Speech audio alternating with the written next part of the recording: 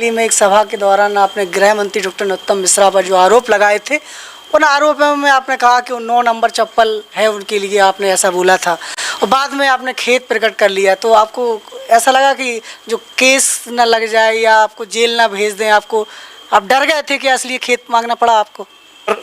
नरोत्तम मिश्रा जी गृह मंत्री थे, उन्होंने गृह मंत्रालय पूरी भांडेर में झोंक दिया था। मेरे ब्लड में भी डरने जैसी चीज नहीं, मैं डरने को मानता ही नहीं। उनके हाथ में केस हैं तो केस वो लगा भी सकते। मेरे ऊपर 10 FIR करने के बाद 66 धाराओं में मुझे ऊपर FIR हुई, तो मैं 2 करोड़ की मेरी जमानत है।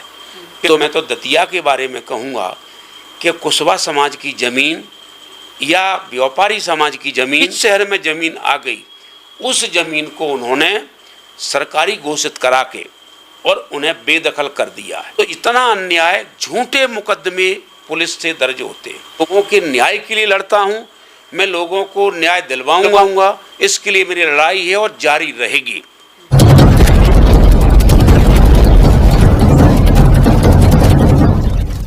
नमस्कार, आपकी जन अदालत न्यूज़ से मैं हूं राजा भैया पाल और आज आपकी जन अदालत न्यूज़ के एक्सक्लूसिव इंटरव्यू में हमारे साथ एक ऐसी शख्सियत जुड़ रही है जो किसी परिचय के मोहताज नहीं है। आज हमें नहीं बल्कि पूरा प्रदेश उनसे परिचित है।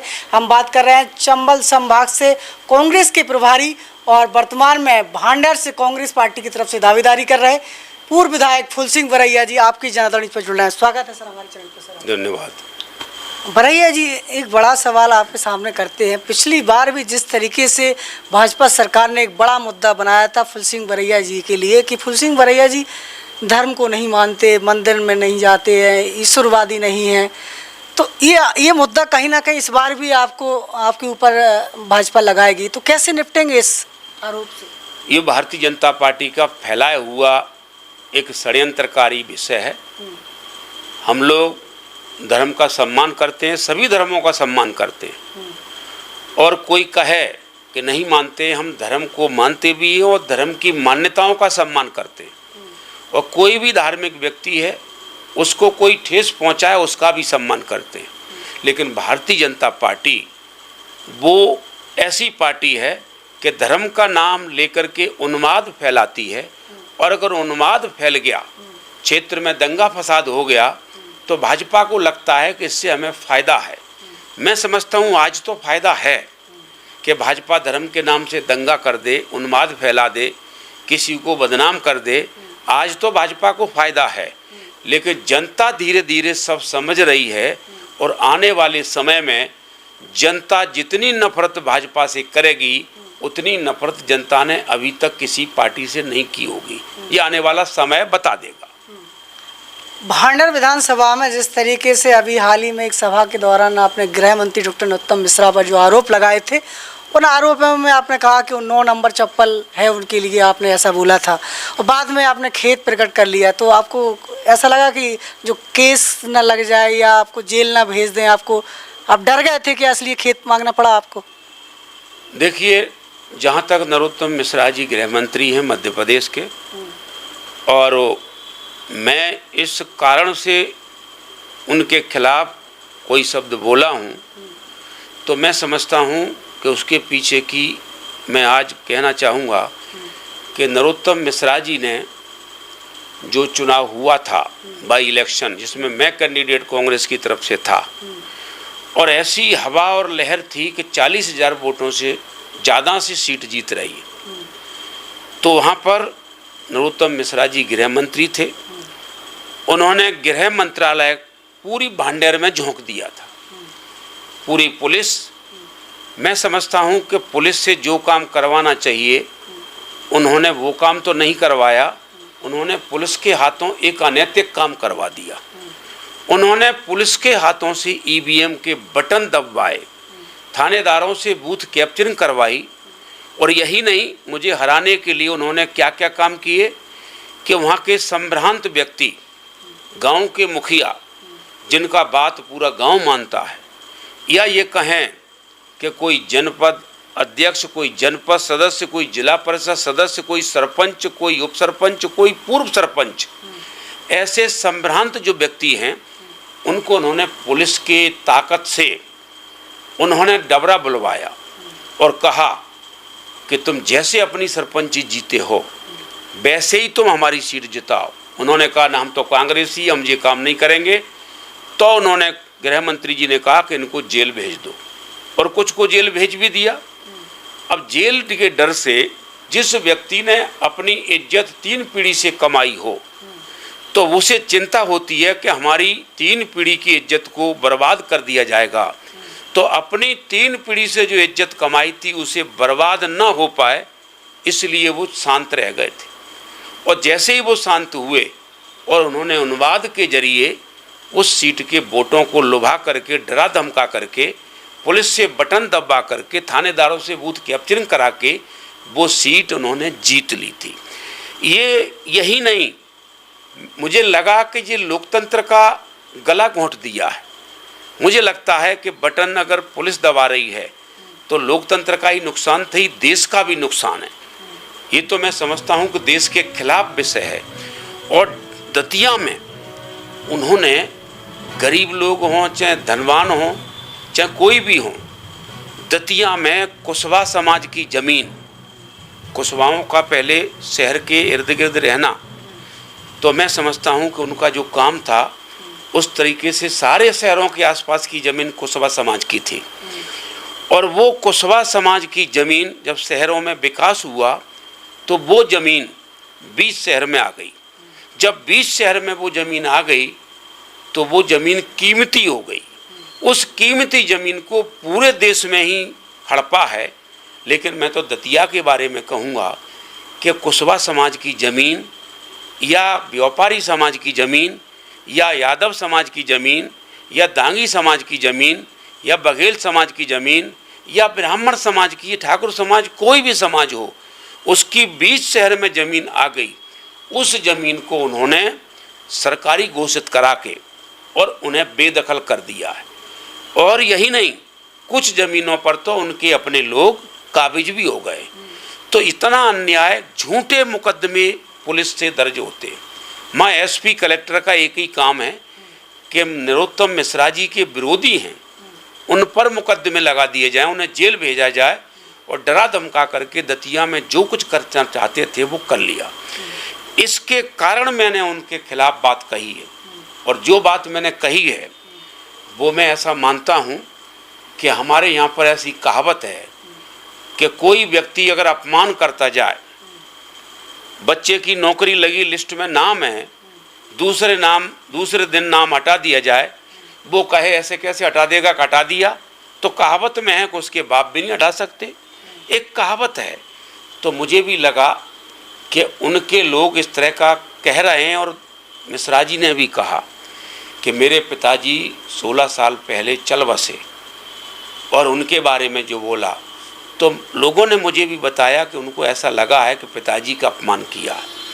तो मैं ऐसा मानता हूँ कि मैंने जो शब्द है वो कहावत के रूप में कहा है। अगर उनके पिताजी का अपमान हुआ है तो उनके पिताजी मेरे पिताजी श्रद्धेय हैं, पूज्य हैं। और किसी भी मामले में ऐसा महसूस होता है वो पूज्य हैं, थे और आज भी हैं, भविष्य में भी रहेंगे। तो लोग जिस तरीके से आपके बारे में कह रहे थे कि वो डर गए केस के चक्कर में, केस न लग जाए, तो आप क्या उनसे वास्तविक रूप से डर गए थे क्या? डरने की जहाँ तक बात है तो 35 साल से मैं लड़ रहा हूँ। मिश्रा जी से तो मैं समझता हूँ 3 साल से मेरा लड़ाई कह सकता हूँ मैं। इसके पहले तो मैं दूसरों से ही लड़ा, ऐसे लोगों से लड़ा जिनके सामने आदमी खड़े होना उनके लिए बहुत बड़ी बात हुआ करती थी, उनसे लड़ा। मेरा काम लड़ना है, मेरी डिक्शनरी में डरना नाम नहीं है। मेरे दिमाग में भी, मेरे हृदय में भी, मेरे ब्लड में भी डरने जैसी चीज़ नहीं। मैं डरने को मानता ही नहीं। मैं हक अधिकार के लिए लड़ रहा हूँ। और जिसका हक अगर मारा गया है, चाहे वो गरीब हो चाहे लाचार हो, कोई भी हो, जिसका हक मारा गया है उसका हक लेने के लिए अगर मेरे पास आएगा, रोता हुआ मैं उसके आंसू पोंछूंगा। और हक लेने के लिए प्रशासन से लड़ना पड़े लड़ूंगा, और गृह मंत्री से भी ज़रूरत पड़ेगी लड़ने की, लड़ूंगा। डर जैसी कोई चीज़ नहीं है। और जहाँ तक उनके हाथ में केस हैं तो केस वो लगा भी सकते हैं। मुझे केस वेस के चक्कर में एक बार तो मेरे ऊपर 10 FIR एक साथ कर दी गई थी और मेरे ऊपर 10 FIR करने के बाद 66 धाराओं में मुझे ऊपर FIR हुई और मैं समझता हूँ कि वो धाराएं लगी और बाद में जमानत में 2 करोड़ की मेरी जमानत है, तो मैं लड़ाई बंद कर देता क्योंकि डर जाता। मैं इससे नहीं डरता हूँ, मैं लोगों के न्याय के लिए लड़ता हूँ, मैं लोगों को न्याय दिलवाऊँगा, लोगों के हक अधिकार दिलवाऊँगा, इसके लिए मेरी लड़ाई है और जारी रहेगी। और मैं समझता हूँ कि ज़रूरी नहीं है नरोत्तम मिश्रा जी हर चौराहे पर मुझे मिलें तो वहाँ पर मैं लड़ूंगा, तो किससे लड़ूंगा? जो सामने आएगा, जो हक अधिकार को नुकसान पहुँचा रहा है, जो अन्याय कर रहा है, वहाँ भी मैं लड़ूंगा, किसी से भी लड़ूंगा, ये मेरे जहन में है नहीं है। जी बरैया जी, अभी कमलनाथ जी ने OBC के लिए जनगणना वाली बात का ऐलान किया है, जो उसी को अब जातिगत जनगणना होगी, तो किस तरीके से अब फायदा होने वाला है? पिछड़े वर्ग की जाति जनगणना के लिए मैंने मांग की थी और मैं समझता हूँ माननीय कमलनाथ जी ने घोषणा की।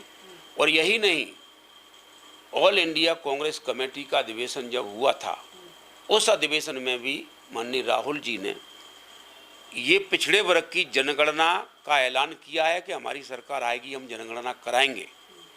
और मैं इसलिए कह रहा हूँ कि जनगणना हुए बिना किसी भी वर्ग को उसके हक नहीं मिल सकते। जनगणना पहले होगी, हक अधिकार बाद में मिलेंगे, क्योंकि जनगणना में ये होता है भाई कितना अधिकार दिया जाए, कितने हक हैं, तो जनगणना है तभी तो हक निश्चित होंगे। ये वो निश्चित रूप से जनगणना एक पिछड़े वर्ग के लिए एक वरदान है, पिछड़े वर्ग के हक मिलने की एक गेट खोल दिया गया है और जनगणना हुई कि हक मिलना शुरू हो जाएंगे। और मैं समझता हूँ पिछड़ा वर्ग का व्यक्ति सुखी हो जाएगा, खुश होगा इस सुन करके।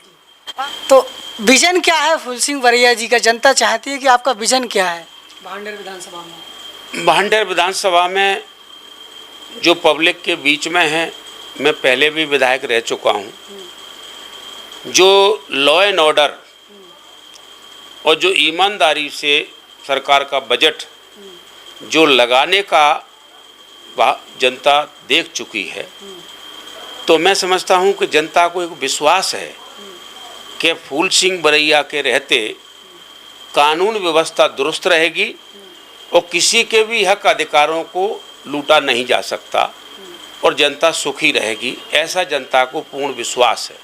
इसलिए मैं समझता हूँ कि मैं भी उसी काम को 35 साल से कर रहा हूँ। मैं एक आंदोलन का आदमी हूँ, मैं जनता के दुख तकलीफ को समझता हूँ और बहुत सारे लोग जनता के दुख तकलीफ को नहीं समझते। क्यों?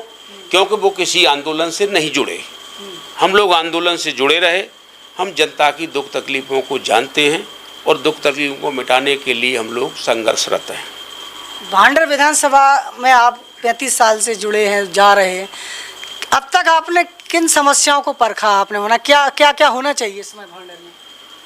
भांडेर में मैं समझता हूँ कि एक तो बड़ा बिंदु है कि भांडेर की कोई महिला प्रेग्नेंट हो तो भांडेर में एक महिला डॉक्टर नहीं है, और कोई ज़्यादा बीमार हो जाए कोई भी महिला पुरुष, तो वहाँ कोई ऐसा डॉक्टर नहीं है कि उसको कंट्रोल कर सके, तो उसे बाहर भेजा जाता है।